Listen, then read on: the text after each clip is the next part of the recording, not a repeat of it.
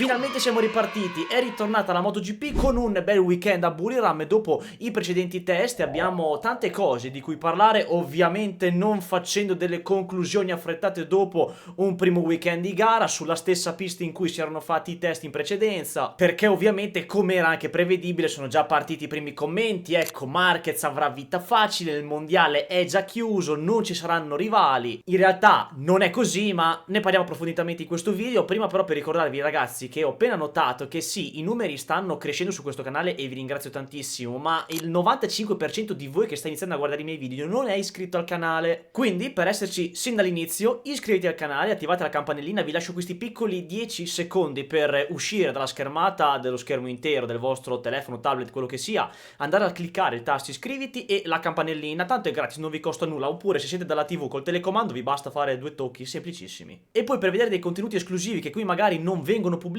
ci sono i miei social, Instagram e TikTok in descrizione, perché d'ora in poi alla fine di ogni gara nelle mie Instagram stories vi lascerò il box delle domande in cui voi potrete scriverci tranquillamente le vostre analisi, commenti oppure delle domande e le migliori finiranno in questo video alla fine di tutte le considerazioni del weekend di gara. Questo qui è il primo video dopo gara della stagione, ovviamente non li chiameremo post GP come ho già detto per avere un po' un senso di unicità, quindi questo è il primo dopo gara della stagione e per quanto riguarda la pubblicazione cercherò di stare entro, non so, un giorno dopo la gara, massimo 2 giorni dopo la gara, ma comunque è un po' difficile che riesca a trovare il tempo giusto per magari pubblicare il video la sera stessa della domenica, perché mi piace fare analisi dettagliate, cercare di capire tutto un po' dalle interviste dei piloti oppure qualche approfondimento che magari viene fuori durante la giornata e che magari viene fuori quindi dopo che ho registrato il video, e quindi mi piacerebbe avere tutto per analizzare le cose a mente fredda senza essere troppo veloci nel cercare di far uscire il video alla veloce per essere il primo per pubblicarlo. Cerchiamo di fare invece le cose fatte bene e quindi indicativamente il giorno dopo la gara comunque cercherò di far uscire il dopo gara, massimo saranno 2 giorni dopo, ma è meglio anche far uscire un giorno dopo. E poi scrivetemi nei commenti la vostra analisi su questo weekend di gara perché ne abbiamo tantissime di cui parlare. E infatti siamo partiti fortissimo già dal venerdì con i primi errori, le solite cose e di conseguenza le prime polemiche. Prima di andare avanti però diamo uno sguardo alla nuova grafica che adesso la vediamo nel completo. Ci avevamo dato un'occhiata per i test di Sepang e io ovviamente ragazzi non è che ho detto che fa cagare, ho detto solamente che è simile alla Formula 1 e quindi secondo me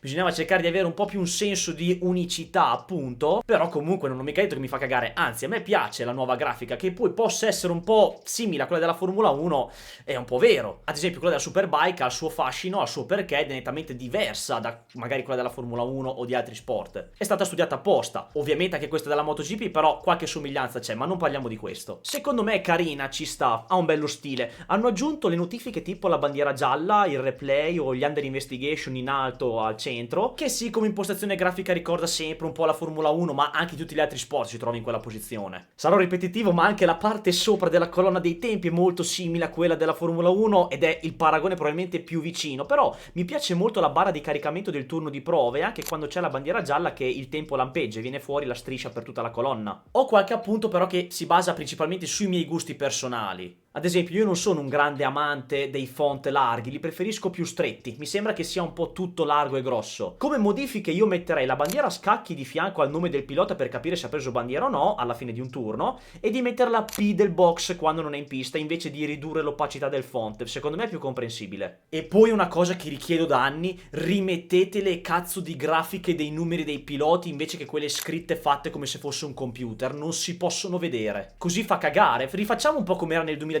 per intenderci. Poi invece sulla classifica generale, bella sicuramente, però cambierei lo sfondo, cioè non metterei magari il colore del team del pilota che è in testa, metterei una grafica diversa diciamo, perché magari va un po' in contrasto con i colori.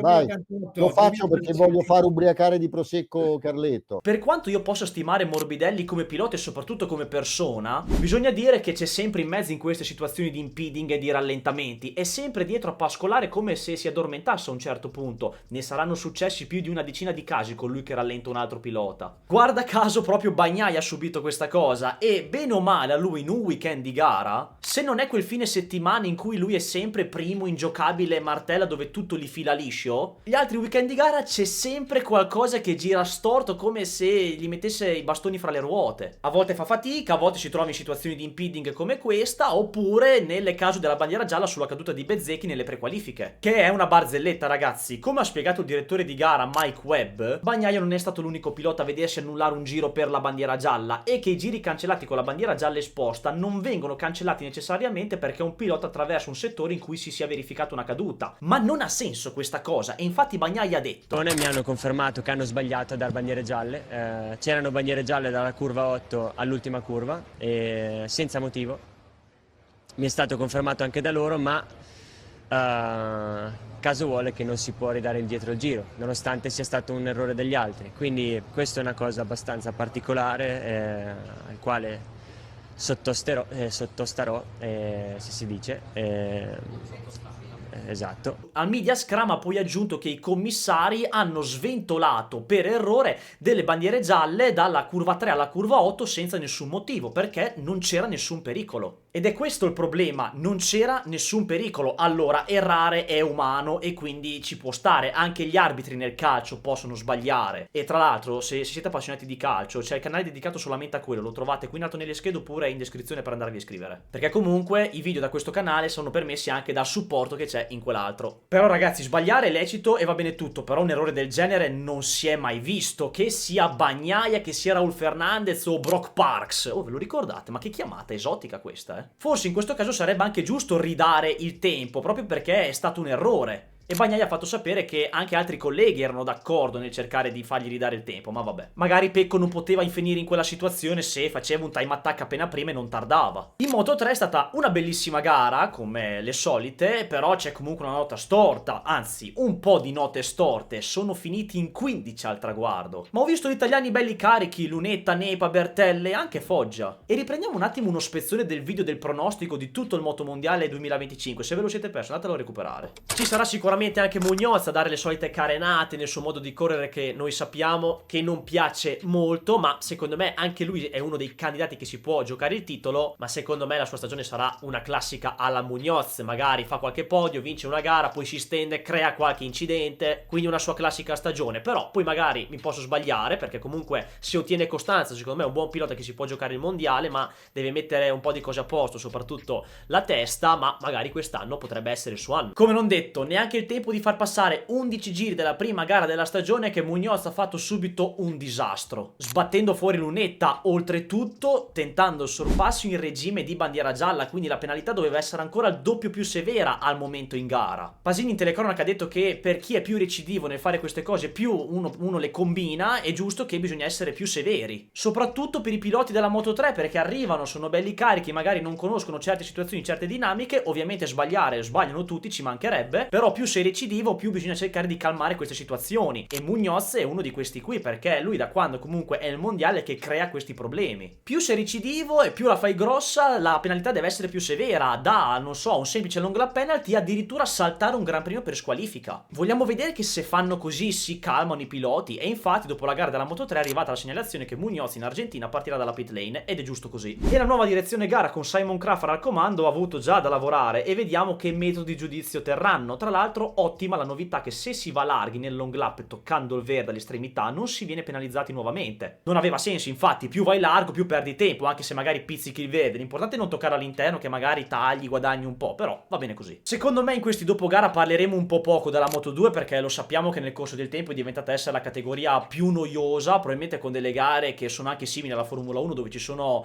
pochi sorpassi, un po' tutto già predestinato, diciamo. Però comunque l'anno scorso sono venute fuori delle belle gare nella Moto2. È la categoria più snobbata proprio di passaggio, se proprio vogliamo dirla tutta, ma si può dire tranquillamente che quelli che si giocano il mondiale nella gara della Moto2 in Thailandia ci sono stati. Manu Gonzalez, mio pupillo, grande Manu Gas, gran vittoria di questa gara. Vietti che ha una buona moto, la Bosco Scuro, e deve trovare questa benedetta costanza, perché se la trova può benissimo giocarsi il titolo. Peccato per la caduta, però l'ho visto bene. Sorpresa Senna Ejus, mentre Canet e Moreira sono lì, mentre non è partito benissimo Alonso rispetto ad Olgado, quindi teniamo monitorata questa evoluzione nel corso della stagione.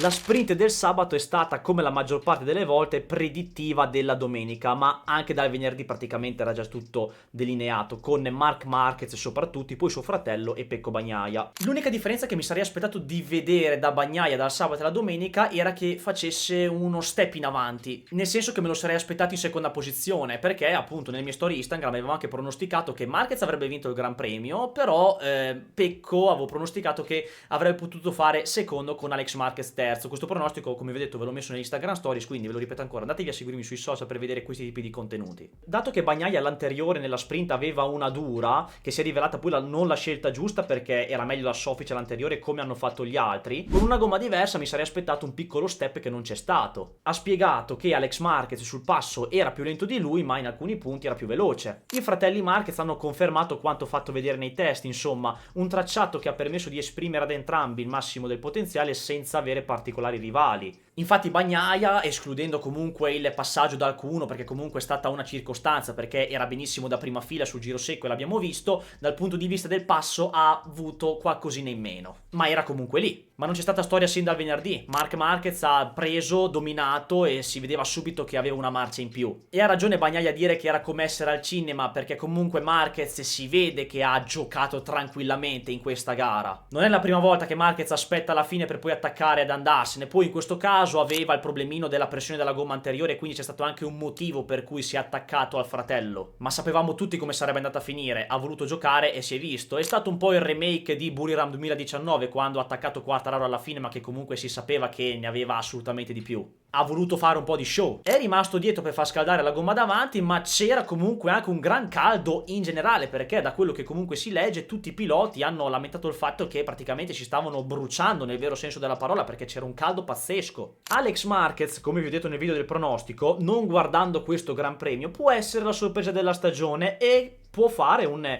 bel campionato, forse anche giocandoselo per una certa parte, perché con la GP24 si trova bene e va forte, quindi vediamo se conferma l'andazzo. E potrebbe essere un bel lago della bilancia in caso suo fratello Marquez si giochi il titolo, cioè non in caso, quando si gioca il titolo potrebbe essere sicuramente un bel lago della bilancia. Questo tracciato potrebbe aver sfalsato alcuni valori, cioè che comunque portava alcune moto ad esprimere un potenziale che magari in altre piste non dimostrano, tipo l'Aprilia, e poi anche per il fatto che hanno girato nei test 2 settimane prima, quindi ci sono un po' di valori sfalsati secondo me. Appunto l'Aprilia che si è trovata bene anche nei test e ha fatto un grande weekend, soprattutto con Ogura che ha fatto un esordio con i controcazzi sia nella sprint che nella gara. Il talento c'è, adesso vediamo nelle prossime gare se erano più cause esterne a favorire questi risultati o se è effettivamente il pilota, bisogna trovare conferme, ma Ogura il talento ce l'ha. Così come poi per tutte le altre case, come ho detto prima, forse c'era qualche valore sfalsato e quindi nelle prossime gare vedremo dei valori un pelo diversi, magari come sono realmente, perché comunque a Buriram, sempre come ho detto prima, hanno fatto i test, quindi ci poteva essere a chi andava già nel tracciato rispetto magari ad altre piste future in cui magari faranno più fatica. La Honda è andata bene, anche lei su questa pista ha confermato quello che ha fatto nei test, peccato per Mir che l'ha lanciata perché era messo bene, ma Zarco ha fatto settimo e sia lui che lo spagnolo in Q2 ce l'hanno messa. Mi è piaciuto Morbidelli, tranne per quell'episodio del venerdì, ma come vi ho detto io voglio sempre vederli in quelle posizioni, ci deve stare per come conosce la moto e per il suo potenziale deve stare sempre in top 5, altrimenti è fallimento. Se ne è parlato poco, ma Enea Bastianini, tra mille difficoltà, zitto zitto e un incubo che praticamente sta vivendo con KTM fra adattamento, stile di guida e altro, ha chiuso nono facendo una gran seconda parte di gara come sa fare, perché da 16esimo ha rimontato fino a quella posizione e ha appunto spiegato che forse una leggera luce nello sviluppo di questa moto ci può essere. Ha floppato Quartararo invece nella gara lunga prendendo un punto dopo il buon settimo posto nella sprint. Indovinate quali sono stati i problemi? Ovviamente di grip. Ma non è andato male Miller invece con la moto clienti, che ha fatto un bel weekend ed è sceso di posizioni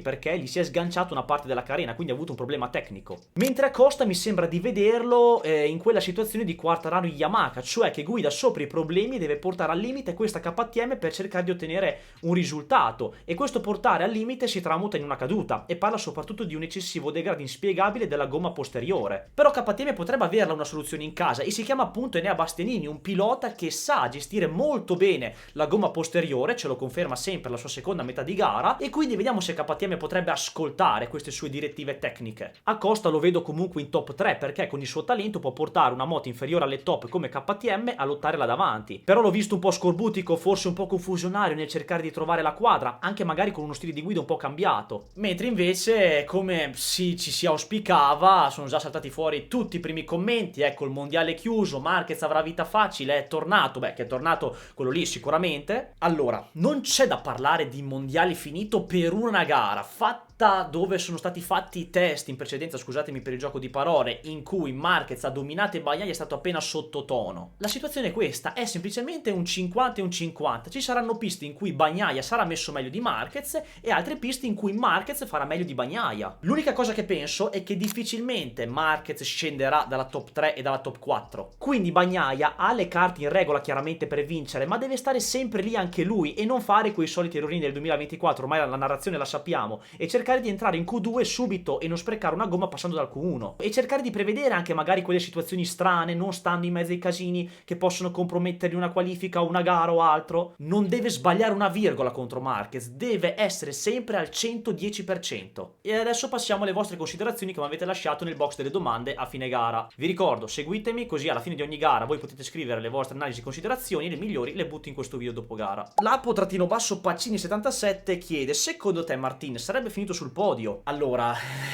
boh, non lo so, perché comunque non ha fatto praticamente i test e quindi si può andare solamente a sensazione. Probabilmente ti dico che avrebbe potuto sicuramente stare in top 5, secondo me lui ha il potenziale con l'Aprilia per stare lì in quarta, terza posizione, perché lui può portare l'Aprilia ad un livello superiore. Poi considerando che comunque a Buriram è andata bene anche con gli altri piloti, secondo me c'era il potenziale, però non avendo praticamente girato non si può sapere, però la sensazione più o meno è questa. Valentino Giansanti, meritato il secondo posto dell'ex Marquez o meritava di più? Meritato il secondo posto perché c'era Marquez, appunto suo fratello, a fare meglio, quindi diciamo assolutamente meritato. Jacopo chiede: secondo te Marca almeno nelle prossime due le vincerà tutte? E questo proprio per parlare che la prossima gara appunto si correrà in Argentina, e l'Argentina sarà un weekend particolare dove anche lì non si dovrebbero andare a trarre delle conclusioni affrettate, perché l'Argentina non ci si corre da un po', è un circuito in cui proprio non girano, quindi ci saranno delle condizioni particolari, pista sporca e altro,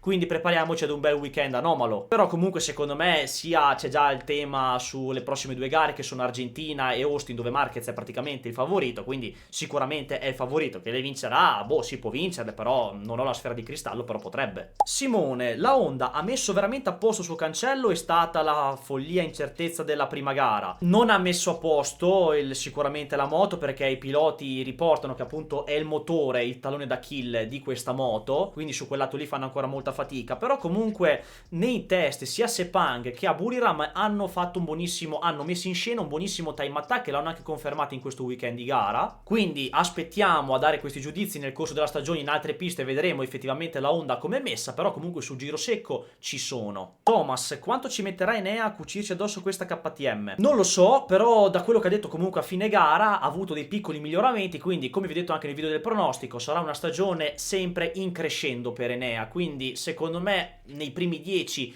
ci potrebbe andare a finire. E chiudiamo con Fabio che chiede: secondo te Pecco tornerà alla vittoria già nel prossimo GP o detterà ancora legge Marquez? Secondo me la questione è, non so se magari tornerà alla vittoria, ma comunque sarà lì davanti come l'abbiamo visto qui in Thailandia, ma secondo me il vero campionato di Bagnaia inizia a partire dal Qatar, diciamo, ma soprattutto a Jerez, e quindi da lì vedremo un po' più di cose seriamente. Bene ragazzi, fatemi sapere nei commenti magari anche come vorreste migliorare questo format del dopogara, oltre all'analisi di questo weekend di gara che è stato molto intenso, molto bello. Arriveranno anche comunque molti altri video in futuro, anche storytelling, ne sto preparando alcuni, quindi stiamo belli carichi. E di questo non so neanche buonanotte, non so neanche che outro fare, perché boh, io vorrei chiudere il video dicendo ciao e basta, non ho un'auto precisa, però vabbè, per questo video è tutto e ci vediamo presto, ciao.